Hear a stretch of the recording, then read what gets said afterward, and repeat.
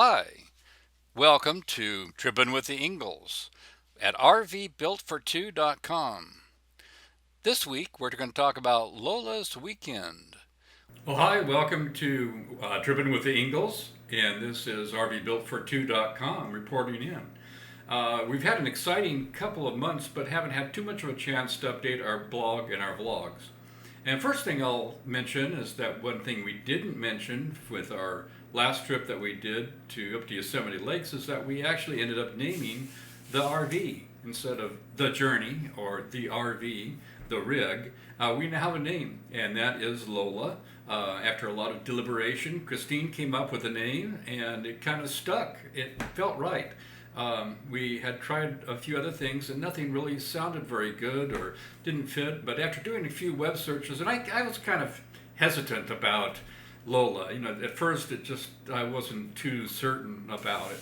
But then after I did some web searches and thought about, what Lola wants, Lola gets, and that type of thing, I started feeling like, yeah, maybe that was right. It did have a good sound to it.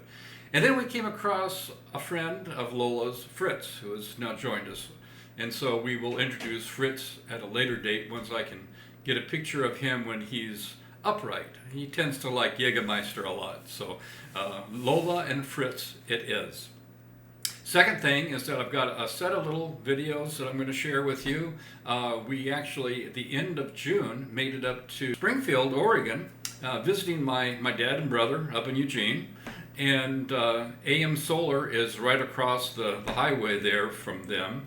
And we had talked to them last Thanksgiving about solar and what we should be looking at. They gave us some advice on what we need to learn and what information do we need to capture before implementing solar, before deciding to go with solar. And of course, we hadn't had the rig that long, so we didn't really have a good idea about, okay, if we're not plugged into the shore power, then how much power do we need?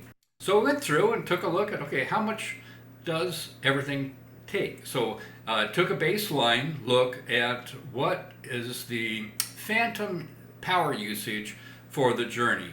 Calculated that. So just without running anything at all, there was a certain amount of draw that runs the refrigerator.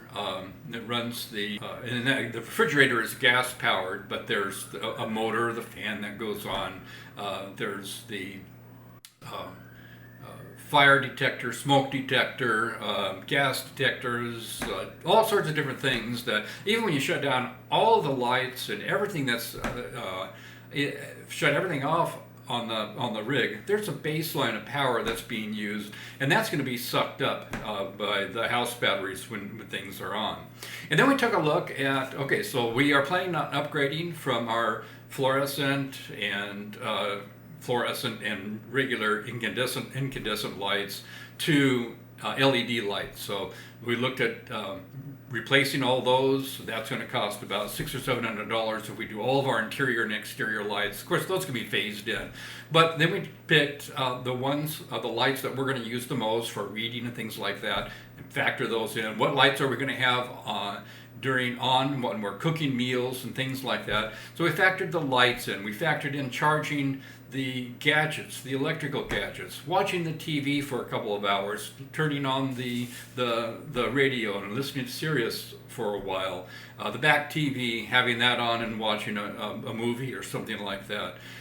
Running the food preparation, running the convection oven, running the microwave, running the steam cooker, rice cooker, different things like that, and kind of factored all that in. And then when we took a look at that, we decided, and then also look at the cost of the solar panels and the equipment that goes along with that, we decided that we don't want or need to be boondocking and completely rely on solar. We're not going to, we have a good generator system. Let's go ahead and use it. So let's use solar for the bulk of our usage, get as off-grid as possible for our energy usage. But if we need to, either once a day to charge up, if the batteries haven't charged up completely, if it's been cloudy or something like that, let's go ahead and use solar for a bulk of our usage. But if we have to flip on the generator and do something or charge up the batteries every 2 or 3 days, something like that, then we'll go ahead and do that. So we wanted to kind of do the 80-20 rule. 80% that we're going to rely on solar, and then 20% we are going to rely on the generator, and then of course we factored in also that if we're boondocking, we're probably going to be a lot more conscious about power that we're using compared to if we're plugged into shore power. So anyways, we got all that information together in between November and June of this year, and then in June we went back up to Springfield and talked to AM Solar and got down to kind of some specifics for the energy usage that we're using. How many solar panels do we need? And then we wanted to convert to lithium-ion batteries. What size of batteries? How much battery usage? How many amps hours storage are we going to be required to store in order to last for a day or so? And also, where are we going to put the batteries? So, and then get a quote, get an estimate. So they were really great to work with. They asked for a couple days to get a quote. We got it that evening. Once we got home, within an hour or so, we had a pretty good rough estimate of what the cost would be for the solar panels, the installation, the lithium-ion batteries, a new inverter, so a new inverter that would also be capable of charging the lithium-ion batteries. So we got the whole package together. Thanks for watching Trippin' with the Ingalls Solar Upgrade Update. Check out the next video in this series to see if the new lithium-ion batteries will fit in the existing battery compartment of our Winnebago Journey.